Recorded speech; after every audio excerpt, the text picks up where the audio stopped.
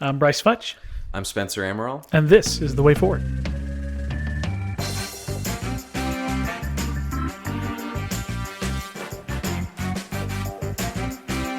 Welcome to episode 4 of The Way Forward podcast. I'm Bryce Futch here with Spencer Amaral. Hello. And we are excited to dive into the institution of government today.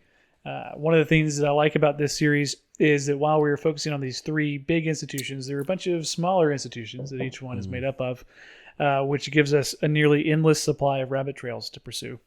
And it's going to be a great day. So before we get started, Spencer, why don't you give us kind of an update. Give us a few thoughts on the Bible and Scripture and why God instituted government and how government is supposed to work in a biblical sense. In the biblical sense, government is there to restrain people, in a certain sense, from violating the law, from violating the law of nature, the law of God, and one another. We always talk in terms of rights now, but this whole conversation kind of requires us to speak more about duties and obligations. So as Americans, we always talk about the law as the thing that's restraining you from, doing things that you would want to do, and therefore imposing upon your liberties. And that's one function of the law. In a biblical sense, though, there's a whole lot more of what the law calls us towards. It's not merely a leash or restraining factor. It's also what's the word? It's pushing the people of God towards God, Sure. ultimately. So we also see that the way government practically comes into being, after the fall, it's very much a product of a broken world. In heaven, we won't need government. In a fallen world, you do. Yes.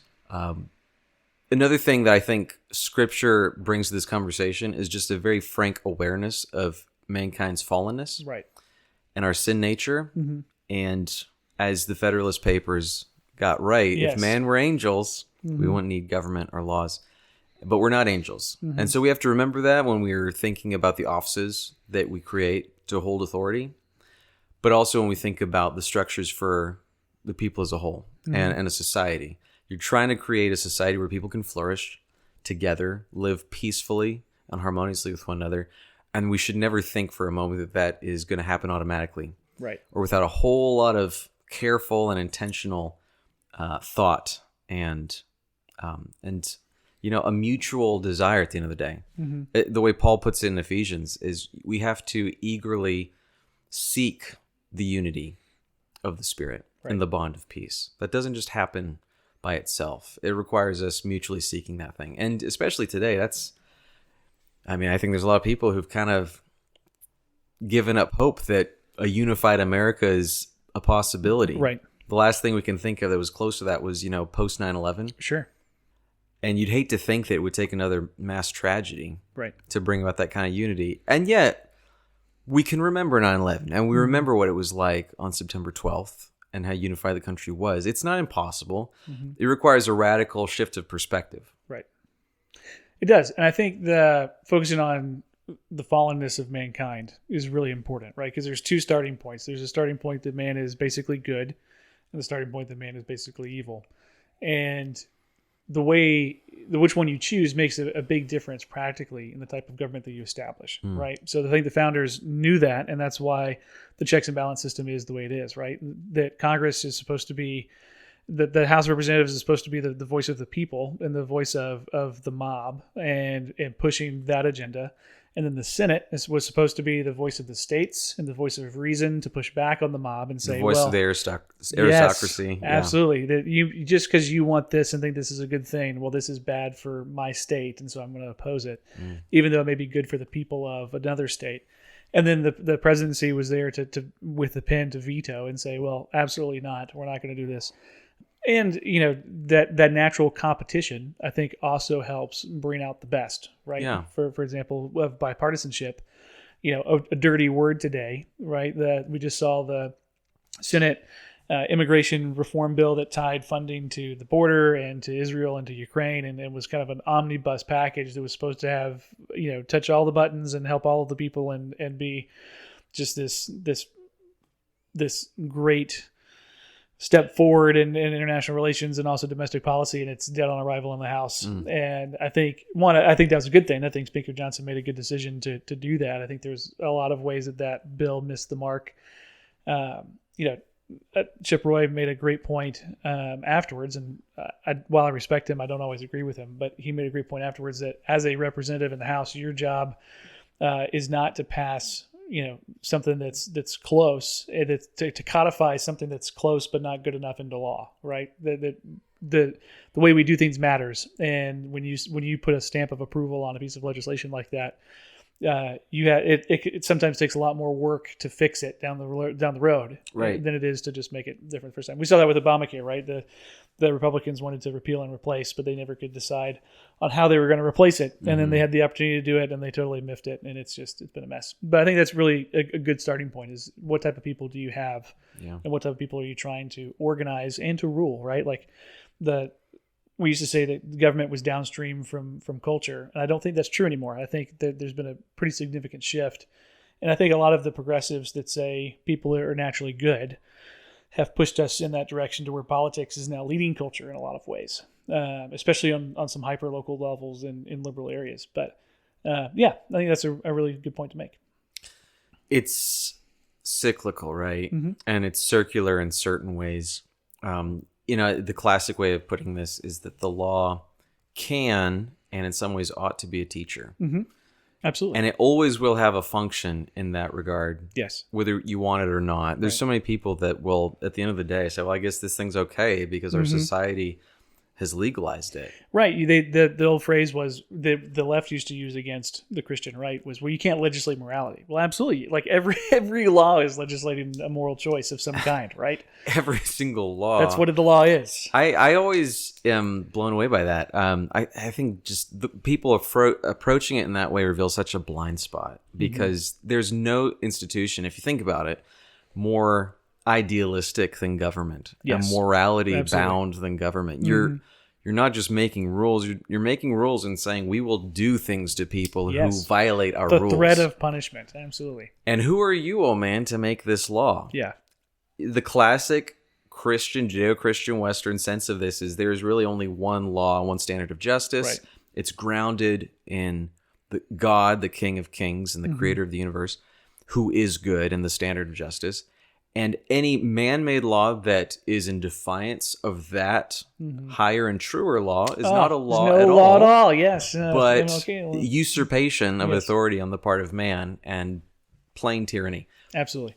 The only law that matters, I mean, this is key to the American narrative and the American framework. I mean, and you even see it in Martin Luther King and, the civil disobedience movement. But it's this idea that there are just laws and unjust laws. Yes. And who's to say what the difference is? Well, one is grounded in the law of nature itself and the author of nature and nature's laws, as the Declaration puts it. And the other laws are figments of men's imaginations and ideologies. Right. And a quick side note there that's important is because I think, again, we're Christians, and so we're coming to this with a Christian bent. But these are objective truth claims about the way things interact with reality. Right? Everybody's making objective truth claims. Yes. I suppose maybe an anarchist could say I'm not, but an anarchist is going to advocate for anarchy. Right, absolutely. And I think looking at specifically back at the founders, everybody wants to write them all off, that they were all deists, and most of them were atheistic. And that's just, if you look at their writings, it's just not true. But we can say that there was a different understanding of who God is, but between a bunch of them, right? So there was a number of different understandings of who God is and his relationship with the world, but none of them disagreed that there is one, that there is a God, there is a supreme ruler, there is a lawgiver. It's nature's law, and the law of nature, nature's God, right? Yeah, I wouldn't even overstate that. You hear so often that America is the project of deists, and I think maybe the grain of truth in this is that some of the founding fathers were not great examples of Orthodox Christianity. Sure. That's a great way to put it. That does not necessarily mean that they were consistent deists. Yes, absolutely. And to your point, like, you can only point at 2 or 3 of the founding fathers who are consistent and proclaimed deists. And I mean, most people would point to Thomas Jefferson. Sure. just read anything Thomas Jefferson has ever written, he's talking about God every other sentence. Sure. And he doesn't talk about this God as a, distant, purely transcendent, disconnected being. He's talking about a living, dynamic, active, intervening presence. He just didn't he just wasn't a big fan of the miracles thing. That's that way he took out all of Right. the Jefferson Bible was just horrific. It was terrible. But I completely agree with So the all point these you're trying guys to are make. swimming Right. in the same pool Yes, of absolutely. a world that is deeply steeped in biblical Christianity. Yes, and so I think there's two things to talk about here. One, we'll go back in a minute and reference Jefferson and the role of government and the relationship with the church, but the historical context is cultural Christianity, right? So a lot of folks in the church within the last 20 years have really pushed back against the cultural Christianity mindset. Yeah. And they've said, well, no, in order to have, we need fewer people that proclaim to be Christians, and we need the people that do to be more solid and more real Christians. And I don't think that's helpful for society, right? Now, I think everybody needs to be I think it's good for everybody to be a true Christian. But having that societal understanding of this is what we believe, these are the values we embrace, these are the traditions that we hold, helps when you're trying to move a country forward, right? Like we've lost a large part of our national identity, I think, for a number of reasons, right? And if you look at the Cold War, that was a span of over almost 70 years that we had an enemy, and that we as a nation were united against that enemy. And then you look at post 9/11, right? Where we were brought together by this tragedy because it was an attack on all of us, right? It wasn't just an attack on one. While it was geographically, it was an attack in one place. We knew that the enemy was American society as a whole, and we don't have anyone like that today. And so, what are we doing? We're fighting each other, and we're tearing each other apart. And we're just kind of in the mire right now because we don't have that national identity. Now, I think which is what I think makes the populist movement so popular right now on the right, is that search for a national identity. But I think in a lot of ways that populist movement is misguided and misfounded. But let's jump back to Jefferson real quick. And he always gets the credit for the separation of church and state, right? But are you familiar with the letter that? Yes. Yeah. Why don't you talk a little bit about the letter and the context of that and what he actually said? Yeah, I mean, today we've completely lost the thread. You read the Declaration of Independence. God is mentioned multiple times because the Founding Fathers have a very concrete sense that you cannot talk about the liberties of man or justice in an objective sense without talking about the author of capital L law. Right, because you have to have that base. You have to be able to say this is true because somebody says it is. Well, you have to have an ultimate lawgiver, and that ultimate lawgiver is God. Exactly, right? And they were intellectually honest and well-educated enough to know, like, in order for us to have that conversation, we're already talking about God. Yes. Whether you want to use the G word or not. Right. You're making moral claims. You're making truth claims. You're making ontological claims. So we're already having that conversation. Yes. It's silly and ignorant for modern man to say God has no role in the conversation. It's like saying we're going to do math here, but we're not going to use numbers. Yes, absolutely. So today we think we can just remove God from the equation, like he's merely one of the variables.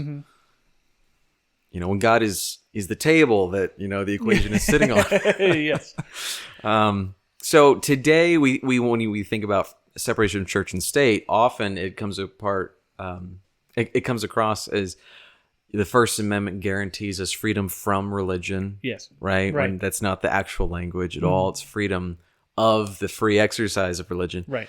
And people will point to this letter that Jefferson wrote, which was not an official document in not any at way, all. Right? It was simply a correspondence with a friend. Right. And I mean, and he communicates with, in a plurality of contexts, he speaks towards the freedom of people to worship according to their conscience in their own way, in a way that is not dictated by the state. Yes, not hindered by the state. Or hindered by the state, right? Now, the assumption there is that there is a God, man has a soul, man's chief end and purpose and goal is to be in right relationship with his creator. And the only question is, what is the right way to do that? And in Europe, you have all this myriad of examples of the government intervening in this process and infringing upon the consciences of man, right? And citizens.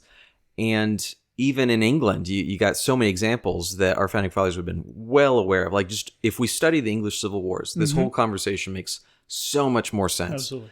And from an American modern perspective that doesn't understand English history, it's easy to see this as merely a byproduct of the Enlightenment and people coming away from God and trying to get God out of the public sphere and de-religionize things, if that's a word.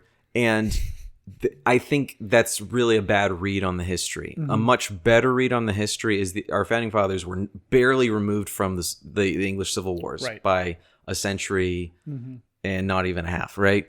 So that was 20 minutes ago, historically speaking. They knew it, and they knew about the terrible carnage and bloodshed that had resulted over the Presbyterians in Scotland going to war with the Anglicans in Britain. And then there were also the nonconformists and independents in England that were also contra the state and the church.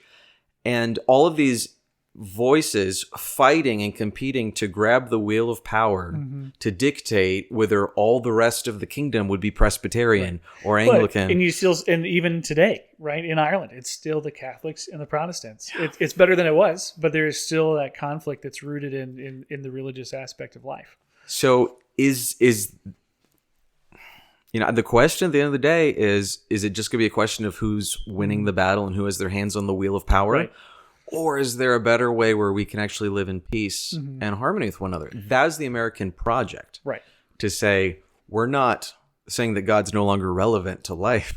We're saying we would like to think that it's possible to stop killing each other because you're a Baptist and I'm a Methodist. Right. Or a secularist, right? Secularist. I think the secular or ideology, a genuine deist. Right. Yeah. Yes. The secular ideology today is seen or is pitched as a neutral ground, right? We don't hold any of that. We're an objective third party. We're on the side of reason. We're on the side of logic. We're on the side of feelings. We want you to be happy. We want, and it's just not true, right? That worldview still acts as a religion, and there are things that you have to do to be a good atheist or a good liberal figurehead that you can't do if you're otherwise, right? So there's still boxes that have to be checked, for lack of a better phrase, and so there is a very religious format to that atheistic ideology that exists today. So it's not. So the argument is not, do we have a theocracy or do we have this utopia of logic and reason? Right. Like, you will have a theocracy. The question is, which one will you have? Right. And even to be more particular for us as Americans in this whole American project, I think one of the things we should be most proud of as Americans is this really was a bold experiment in being fully and honestly human, seeking the very best of God's design and His will. Yeah, I think that's let's change it on that real quick. I think an aspect that we often forget is that we're not a finished work, right? Yeah. In the sense that we're not finished is the sense in which the Constitution is a living document, right? It's not living in the sense of, like, when we're looking through our laws and saying, from a judicial standpoint, does this match up? You need to look at, does it match up in the context in which it was written, in the principle in which it was rooted. But in the sense of us as continuing on as a country, that document is meant to be added to. That's why we have the amendments in the system that we have to add them. Like, America is a project, and we're not done. And just because we're saying that, we need to embrace these principles from 50, 100, 150 years ago does not mean that we want to go back to what society was like 50, 100, 150 years ago. Right. Because there were a myriad of problems that those folks faced that needed to be righted, that a lot of them have been righted, and there's still some work to be done. And so I think making that culture shift of the United States is not perfect. It was not perfect back then. It's not perfect now, but we have the opportunity to make it a more perfect union, right? That's right. And our hope does not come from the fact that this thing started off perfectly. Right. Absolutely. Our hope comes from the fact that there is such a thing as justice. There is a God who actually defends the righteous and upholds the oppressed and grieves with those who mourn, right? and he sees them. Even when, you feel like there is no hope in this specific society, you're under the boot of a tyrant. Right. You see your friends and your family being deprived of their liberties. Mm-hmm. And there's a lot of tragedy and suffering in the world. yes. And that is actually the norm in human history. Mm-hmm. And we can never forget that. We can as Americans, We because we're often so do. lucky. Right. Yeah.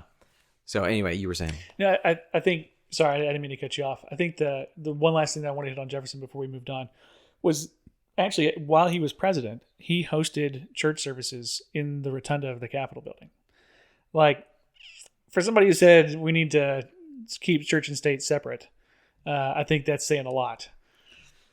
If we're having a conversation about human rights, Yeah. you're having a conversation about morality, Mm-hmm. and you're going to legislate that morality. There's nothing more legislated morality that represents legislated morality more than like the U.S. Constitution. Mm-hmm. And today, I think what people really mean when they talk about stop trying to legislate morality is like, Bedroom issues. don't get too specific, don't get too dogmatic. Mm-hmm. Like, also, if we go back to history, the Reformation. Mm-hmm. Why was the Reformation necessary? And okay, this could be a huge rabbit hole. From the reformers' perspective, Mm-hmm. And speaking from the Anglican point of view, I can only speak for myself in this. We would say the Reformation was tragic, but it was necessary because you have a tendency in Rome to develop doctrine, especially in the Middle Ages, Mm-hmm. that you can't trace all the way back through the early ancient church. Right. And then they took those innovations and elevated them to dogma. Mm-hmm. And you take new, innovative, and less well-grounded, finer points of doctrine, Mm-hmm. and you start building a house on top of those things. Right. And that's where the reformers said, these are not the right, Mm-hmm. secondary issues to start elevating into dogmas. Which I think is, again, I'm talking about the cyclical nature of things. That's exactly what the fundamentalists did in the fundamental movement in the U.S., right? In the 60s and 70s and 80s. Right.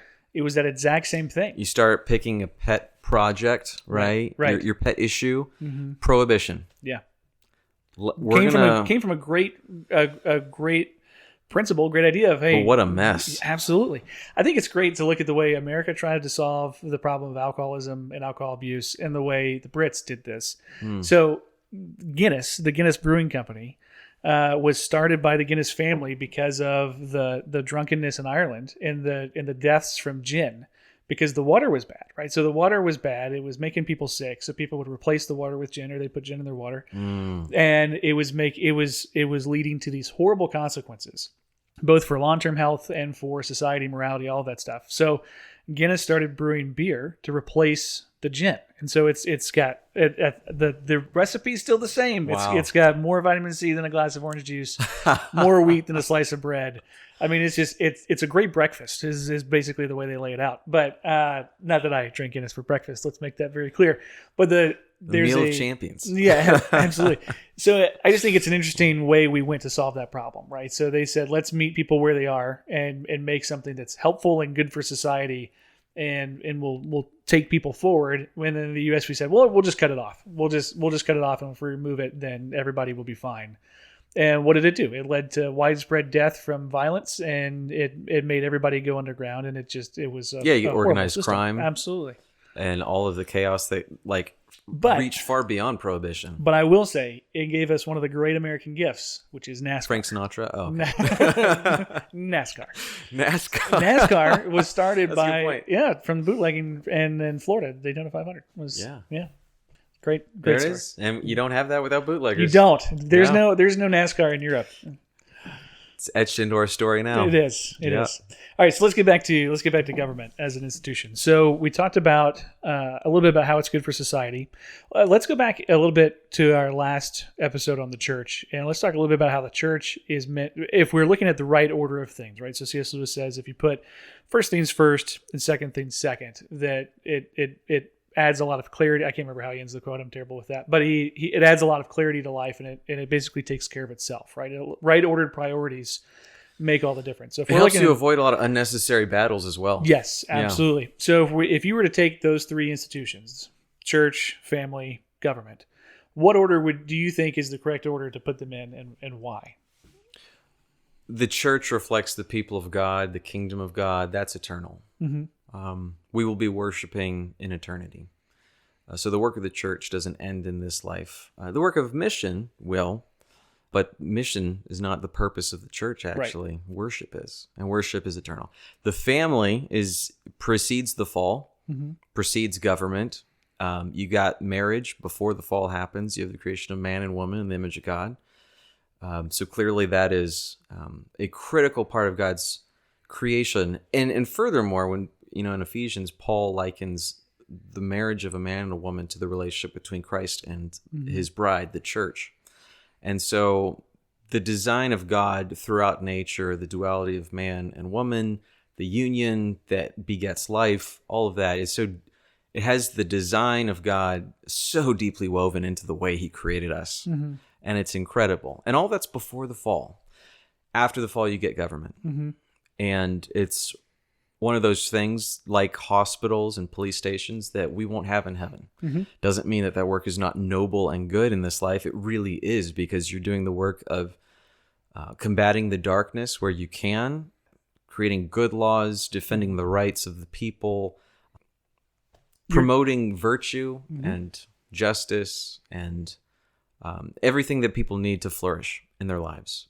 When you take away good government, it's almost impossible to quantify the amount of chaos and suffering that comes into people's individual lives when they can't rely on their state to uphold laws fairly and equally. The people that do come into power and exercise their tyranny over their neighbors, the rule of the strong over the weak, it's terrible. So we absolutely need good government because of the fall. But so far as ordering these institutions, government needs to remember its role in this broader story of existence. And the purpose that it serves is the flourishing of the family and the glory of God, the protection of his kingdom, maintenance of true justice and virtue. Yeah, I think that's great, because I think that leads us to a point where if government is instituted by God and therefore it's accountable to God, then the Orthodox Church needs to be the conscience of government, right? It needs to... That's what John Calvin said. Yeah. Yeah. I hate to agree with John Calvin. For our Reformed people out there, they're going to love that. There it is. And I'm also thinking, quick interjection here, this is so funny. If you'd asked me when I was a high schooler, when I was a radical libertarian, trying to figure out the whole God thing. And I think, I don't know when you voted in your first primary, but that is something we have in common, because my first primary vote was for Ron Paul. I'm there. We were there together.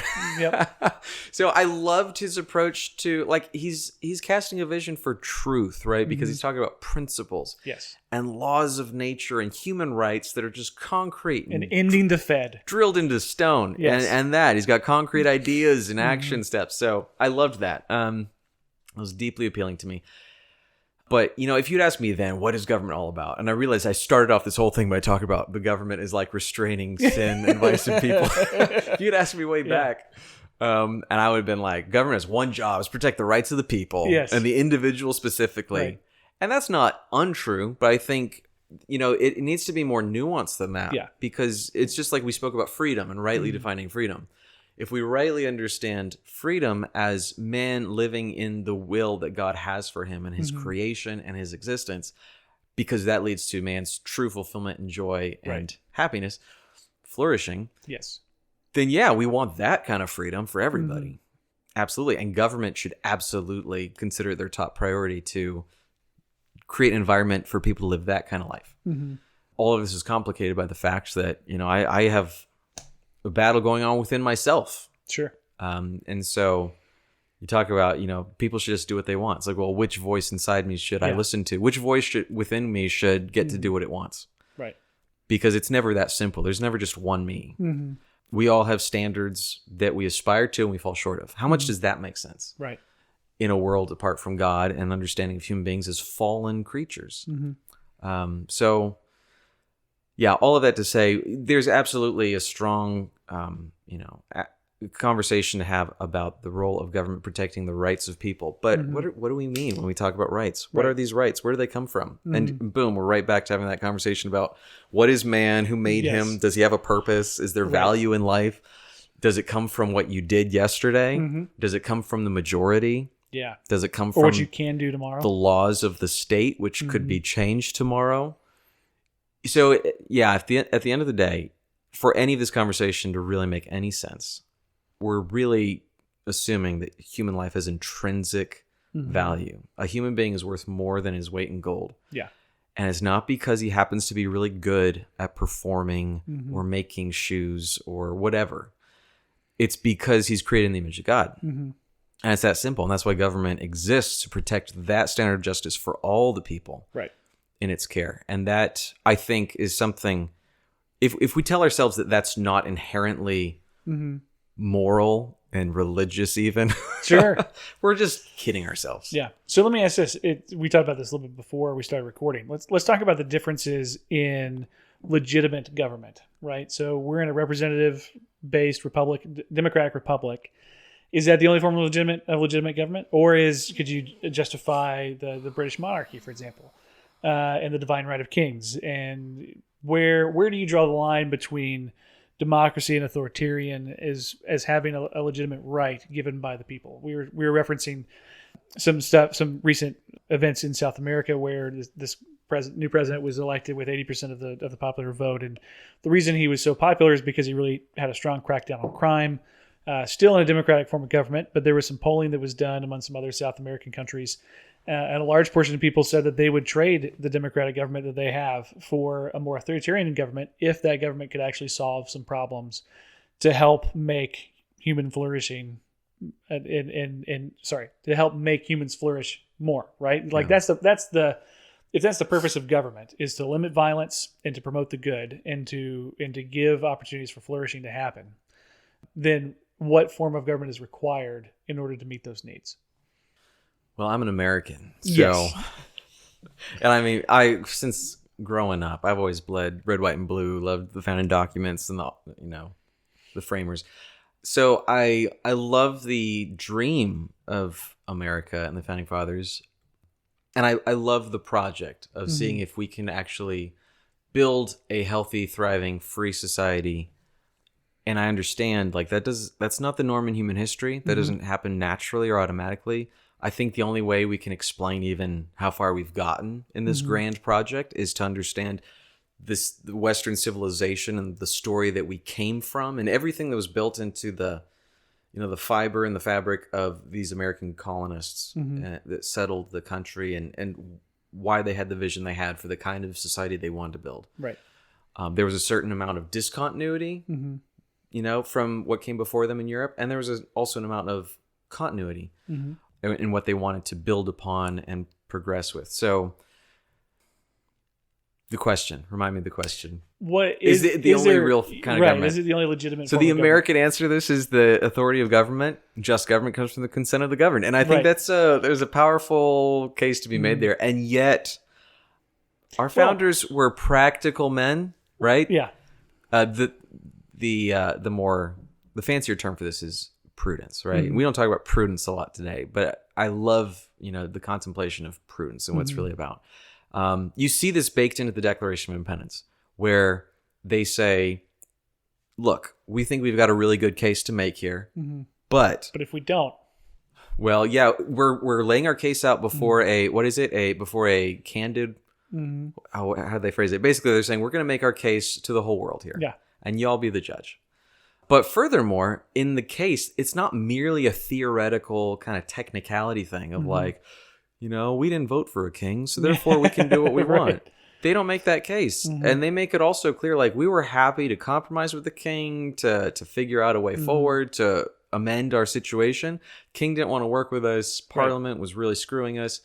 So what do we do now? And we will take up for ourselves the state, what is it, which, a free and distinct people have a right to, basically. And they say it much prettier language. But in the pursuit of a more perfect union and a free society for themselves and their children. But the prudence part also comes through in them saying it would be silly for us to go to war on these things unless there was no hope for resolution otherwise, and we weren't faced with an unacceptable future, right? So we've considered this. We've considered if we could possibly accept the terms which the king and parliament are presenting us with, and we cannot. And then they lay out all these different points of the ways in which they've been grieved by the crown. And they're making it clear that there's a high threshold for revolution. It's not something you do on a whim or based on a theoretical technicality. But from time to time, it is appropriate. And I appreciate that comment as well. Clearly, they're writing a Declaration of Independence. Well, no, at the end of it, it's I'm pretty sure at the very end, if I remember my documents correctly, I think it was in the Declaration of Independence, they said because from time to time, a government needs to be put in check, basically. And so I think, so let's swap. Altered or abolished. Right. Right. So let's talk about, ask the progressive question. You said, what does consent of the governed mean? Right. So if the governed say, hey, we want to elect this guy, or we want to allow this guy to come to power who is authoritarian in nature because we believe he's going to flush out all of the corruption. He's going to help us put us back on the gold standard, because that's what all libertarians want. He's going to clean up the streets. So do you consider, I think that if you're benevolent in your leadership and in your rule, and the people want you, there is consent there that is a legitimate form of government. And I think where this bears out is Iraq and Afghanistan, right? So we look at our efforts there, and we compare that to the British colonial rule in India, right? So the reason India is one of the most stable democracies that it is today is because of the British. Now, were there plenty of problems with British rule in India? Absolutely. But what did they do? They stopped the horrific practice of burning widows alive on their husbands' funeral pyres. Right. They just put an end to it. They did. And when the British officer confronted the guy who was getting ready to do it, he said, well, this is what we do here. And he says, well, in England, we hang people who do this. And if that's your choice. And so Clash of civilizations. Absolutely. Yeah. It is. But they put India on a path towards... They westernized India, basically, right? They tried. Right, they did. They tried. Churchill, I just finished the last of the Last Lion series, and he made a comment about bringing these backward people out of darkness into the light.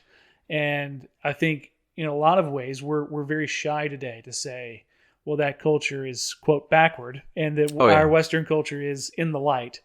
But if we take the view that there is objective right and there's objective wrong, then we can say that. We can say that this culture is better than that culture because this culture is more developed and this culture has these horrific practices. Yeah. Yeah, you're right. Progressives hate this kind of language. Although no progressive would shy away from saying, that they are morally superior to, their political opponent. So they go out of their way to say that my political opponent is backwards. They do. Whereas they don't like saying that Western civilization is superior to anything else. And that gets into a broader colonialism and imperialism. And correct. I also think they just don't like the West because it is built on a Judeo-Christian framework. And so you've got religious undertones going on. But what were you going to say? I was going to say, I actually had a conversation with a guy who we were going down this worldview track of is there objective truth and is there not? And I said, well, what would you say to the society that the culture that still practices child sacrifice? And he said, well, I mean, if that's what they believe, then that's fine for them. And I was like, if you can sit there and honestly say that you believe that, and you're that much of a cultural relativist, and that if it was your kid that they were getting ready to kill, you wouldn't stand up and say something, then fine. I'll say I will tip my hat and say you're consistent in your belief. But I just don't. I don't think they really meant it. No. I think they said it because that's the line that they needed to say. One of my favorite lines is, a bad worldview is not livable. It's not. No one would actually live that out consistently. Yeah, just look at how we treat somebody who tries to skip in line at the produce aisle. Like, no, absolutely. I've talked to atheists that deny the fact that any of us has a soul. No one's made in the image of God. We're all just ants on a space rock. Yeah, but you'd stop me if I went to go shoot this guy on the corner of the street. Right? If you even tell a mean joke at this guy's expense, he would be completely hurt and offended. Right. And it's like, do you see the inanity? Yes. So back to government and consent of the governed. if we look at how the Brits worked in India and how their education system set the stage for a fairly thriving democracy now, right? And we compare that with the work that we attempted in Iraq and Afghanistan. We took a group of people that were used to an authoritarian rule, that were used to dogmatic teaching, and said, well, if you just want democracy enough, you can have it. And we assumed that everybody wanted that democracy. Right. But it was so culturally backwards to them to think that, well, everybody gets a vote. Like, what do you mean everybody gets a vote? And so I think we either needed, Afghanistan specifically, we either needed to go in and kill the terrorists and leave like we did to begin with, or we needed to say, welcome to the United States of Afghanistan. And if we're going to build a democracy, then we're going to build it, and we're going to be here for 40 years. And we just didn't have the resolve to do that. And I don't think that's what John McCain was saying from the start. It was. Absolutely. But he came from another generation that had, I think, more of that practical awareness. Right. Well, we took, and this is an issue with the way the United States does foreign aid in general, right? So in foreign aid, our foreign aid program is based off of post-World War II Europe, and we had a society that had rule of law, that had property rights, that had an understanding of business, had a baseline of education, that was prepared to just be able to take these goods that we were sending them and put them to use in their context. Mm-hmm. And now we have the same plan, and we ship, tons of rice to Haiti, right? And Bill Clinton famously came out and apologized for his administration's policy of sending free rice to Haiti. Yeah. He said it was very good for my farmers in Arkansas, and it was terrible for the people of Haiti because they used to eat it once or twice a week. Now they eat it 3 times a day because it's there and it's free and it's abundant. And it just, we can't take something that fits in one cultural context and assume that it fits across all cultural contexts, because it doesn't. If you go to a country that doesn't have strong property rights, you can't encourage business. You can't encourage local development. That's why good government matters. Absolutely. So I think we misapply these things. That we take good things that require a strong cultural context and say you can take them anywhere and export them in any way you want, and it works, and it doesn't. So back to the question of is there only one kind of acceptable government? Mm-hmm. And I think the American idea is that our form of government is more justified than others. And yes, I think we can make a strong case. Totally agree. But we have to also define our case well. There's 2 types of countries in the world. There's those who have gone to the moon and those who use the metric system. So that's all I got to say about that. So a lot of people think of popular sovereignty, right, yes, as the definition of America. And I would like to say that that's not really what the Founding Fathers were merely fighting for, mm-hmm, right? Now, they do have the line in the Declaration about the consent of the governed. Mm-hmm. But what is it that people are consenting to? Mm-hmm. And either what they're consenting to and seeking is a government and lawfully selected, elected, etc. officers of the law who will uphold true justice, mm-hmm, true justice as an objective thing, as distinct from the whims of the mass or the whims of the ruler, etc. And that means that the will of the guy in office, the will of the voters, the will of the majority, and the laws that you end up producing are bound to a objective outside standard of justice. Mm-hmm.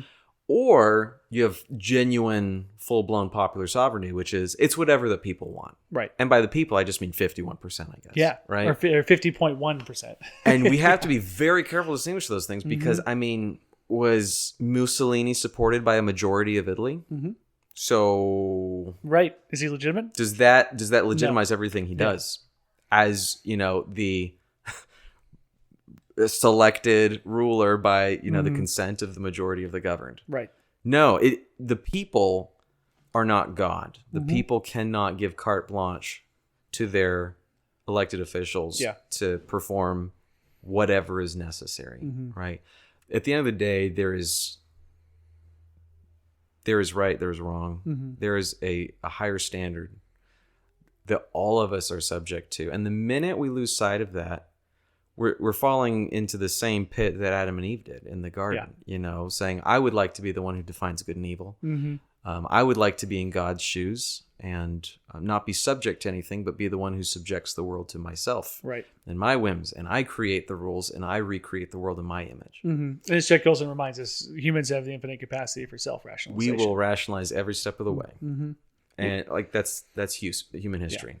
Which is why Jiminy Cricket is such a dangerous character, telling you to let your conscience be your guide. It's terrible advice. Come on, Disney. It's horrible. Horrible. Very regrettable. Regrettable decision. This is good.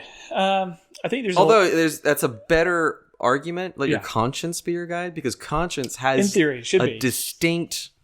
If you look for it, there's a classical link between that and the presence of the Holy Spirit and the grace of God working in you, trying to call you back to the ways of righteousness. Whereas like the modern Disney, motif is follow your heart. That's true. That's better. So it's gotten worse. Disney has only gone downhill for a number of reasons. No, that's good. I think, like we said at the beginning, there's a number of rabbit trails that we could go down. We will. So basically, at this point, what's going to happen is we're going to revisit these three institutions, and we're going to dive into some what we see as specific aspects of each of those institutions, that make up the core of what those institutions are. So we'll dive very deeply into a lot of this stuff. But for right now, this is a great overview summary.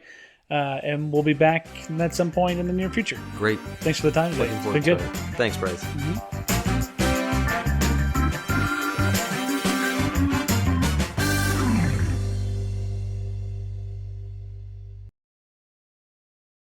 Hey, everybody. This is Bryce Futch, host and creator of the Way Forward podcast. And I wanted to take a minute and tell you about our sponsor for Season 2, Stand for Georgia Values Political Action Committee. They exist to ensure that every vote in Georgia is an informed vote, providing clear, concise, and accurate information about the issues and candidates shaping our future. They do some incredible work finding phenomenal candidates at a local level throughout North Georgia, and then also doing some work across the state as well. But you can find out more information about them at standforgeorgiavaluespac.com. We're incredibly grateful to have them as a sponsor. Like I said, not only have they sponsored Season 2, but they're going to continue to sponsor the podcast moving forward. So hopefully you'll be getting some more regular content from us. Be on the lookout for that next month. We're very excited for what is to come on the way forward. Full disclosure, I do serve as their executive director of that organization and their partnered 501c3 Stand for Georgia Values Foundation. But thanks again to Stand for Georgia Values PAC for their sponsorship. Please check out their website and be involved with them so that they can continue to support the work that we do here at The Way Forward. Thanks for listening.